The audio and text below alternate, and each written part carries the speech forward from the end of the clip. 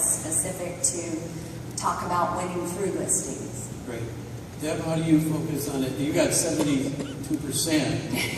How do you focus on that? Well, I think that starts with our investor group, really. We have a very strong investor group, and they all individually had market dominance when they came together. And so that has remained their focus, and they have maintained their strength in that area. And then combined with their ability, or I should say their value in growth and education, they've been able to attract other megas and also develop a few of our own. Perfect. Specifically, what do you do in your market center? How do they support the whole market center working on listings? Well, they're our faculty, and they're amazing. For an example, Sula Leach recently taught a class on pricing values. I think she's been in the business about 40-some years. So to have someone with her wealth of knowledge step forward and give, it was packed and repeat performance. I have something that our OP, who's also, in our market center, we decided to do a listing class in the evening. Because not all of if you have some agents that are not full-time, or they're trying to ramp up their business, sometimes they can't come during the middle of the day. So we did an evening class, and he basically just showed them how he did his listing presentation and how he prices a home.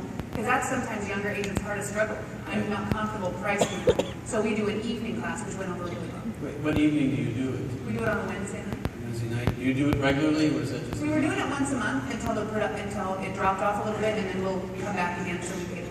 Great, great. So, do you have specific agents that carry a majority of the listings? Everybody kind of said that. How do you support them to make sure they continue to list, and how do they help carry that message through the market center? I'll just go down the line again. All right. Well, for me, the biggest thing has been helping them understand how to build a team. Because even though they're great listing agents, it doesn't mean they're great at running a team and hiring. So I have gotten great at Recruit Select. I've gone 9 times, just got certified to teach it. And I push them, go to Recruit Select to get it done, and then push them to MAPS coaching. Without a MAPS coach, they just can't get to the next level. We have the #1 listing agent, and he has pushed kind of against coaching because he's been in the business a long time and he really knows.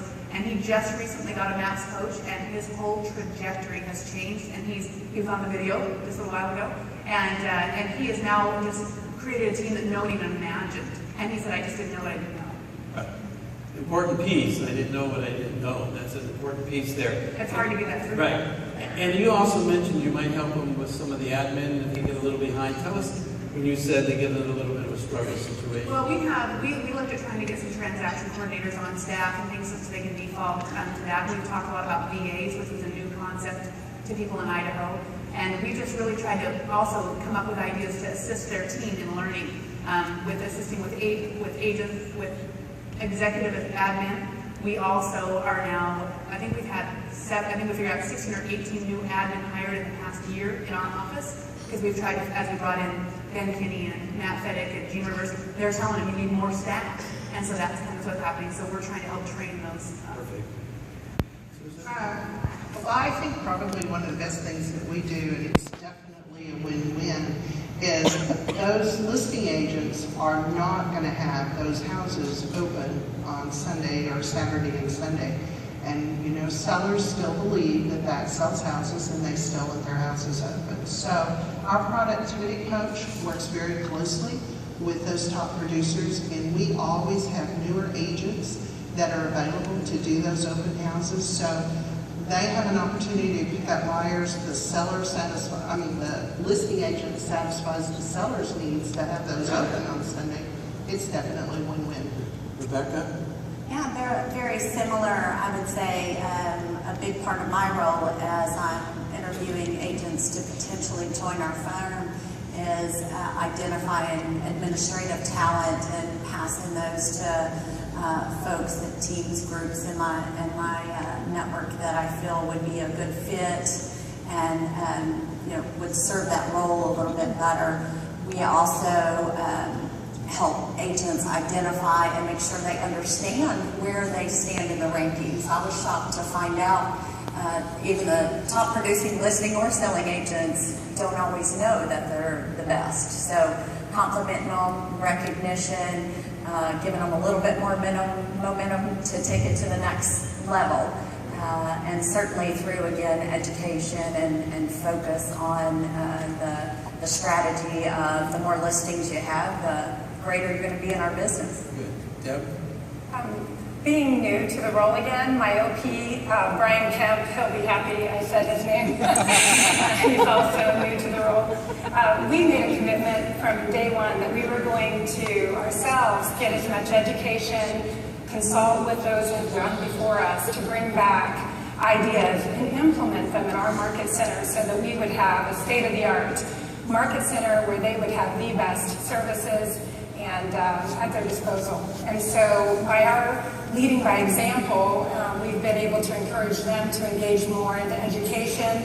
We've had megas that would never come to an office meeting coming to office meetings. So, and someone coming to Mega Camp who said they'd never come. So we're making a difference. Susan, you mentioned you have contests too. Tell us a little bit about your contests. Well, through the years, we've had lots of different kinds of contests. This time of the year, we would traditionally do football, and we always are careful to flight those contests so that we have megas against megas and newbies against newbies. Prizes run the gamut from cash to cruises to registrations for family reunion. But one of our best things was not really a contest, it was about recognition. And you all know everybody loves recognition, even the top producers. So November and December tend to be those times when we slow down just a little bit. And so we decided to just recognize people for listings and closings. And we would hang a Christmas stocking up. We bought them at the Dollar Tree. You know how much they were. We put their name on them, and then we put their address of their closing or their listing on a little piece of paper on the top of a straw, for those of you that want to know exactly how we did it. And when they had that closing or got that listing, we put it in their stocking. And You have a picture of that. we have a picture of it. Anyway, and we just built on it, and eventually had walls in, we actually have two buildings, with walls in both of those buildings covered with these Christmas stockings. And let me tell you, you have to have your staff prepared to be on top of this, because these agents want their stocking up, they want their closing and their listing in there. And it was just an easy way to decorate the market center too. That's really win-win. So Deb, I'm going to throw out a question.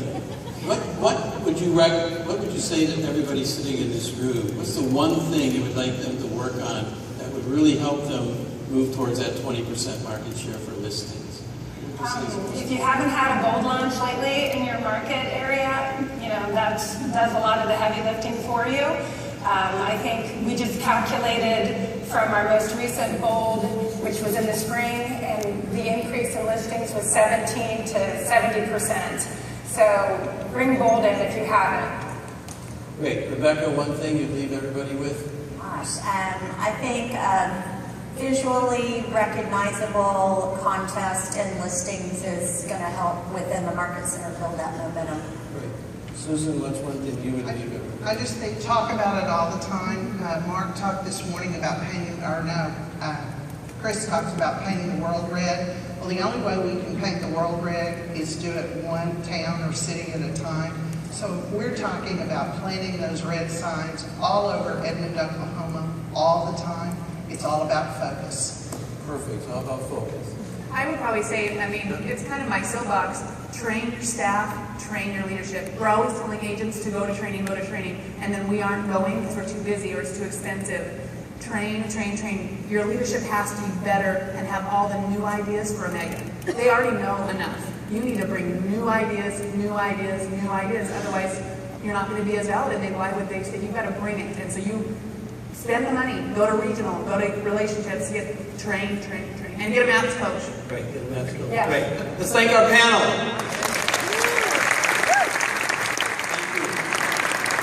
So I'd like to introduce and